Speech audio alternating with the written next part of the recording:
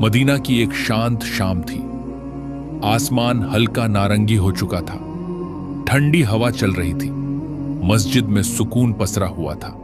हमारे प्यारे नबी मोहम्मद सल्लल्लाहु अलैहि वसल्लम अपने सहाबा के साथ बैठे थे। हर चेहरा नूर से भरा हुआ, हर दिल सीखने को तैयार।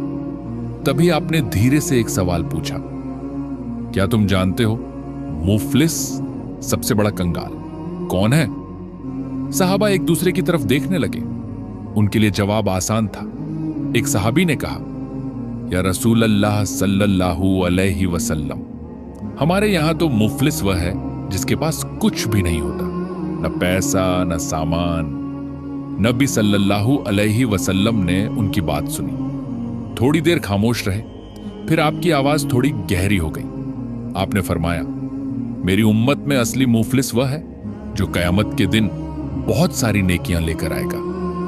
अब सहाबा ध्यान से सुन रहे थे। वह नमाज़ें लेकर आएगा, रोजे लेकर आएगा, जकात लेकर आएगा। सुनकर लगता था यह तो बहुत खुशकिस्मत इंसान होगा, लेकिन अचानक लहजा बदल गया।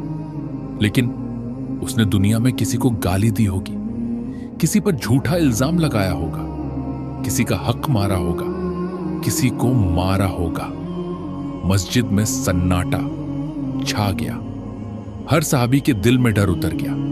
नबी सल्लल्लाहु अलैहि वसल्लम आगे बोले, तो कयामत के दिन उसकी नेकियां उन लोगों में बांट दी जाएंगी जिन पर उसने जुल्म किया था।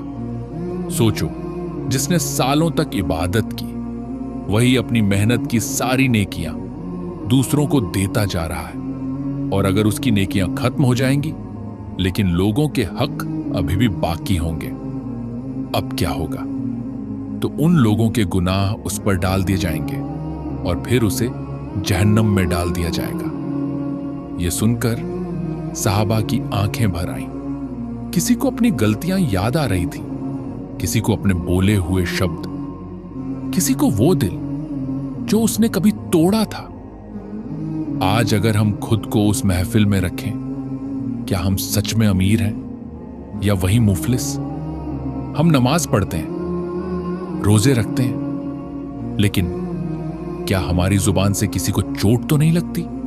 क्या हमने किसी का दिल तो नहीं दुखाया? क्या किसी की बद्दुआ हमारे पीछे तो नहीं?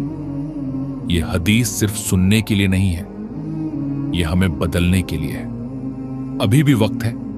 जिसका दिल दुखाया है उससे माफी मांग लो, जिसका हक लिया है उसे लौटा दो, ताकि जब हम कयामत के दिन अल्लाह के सामने खड़े हों तो हमारी नेकियां हमारे पास ही रहें। अल्लाह हम सबको समझने और अमल करने की तौफीक दे।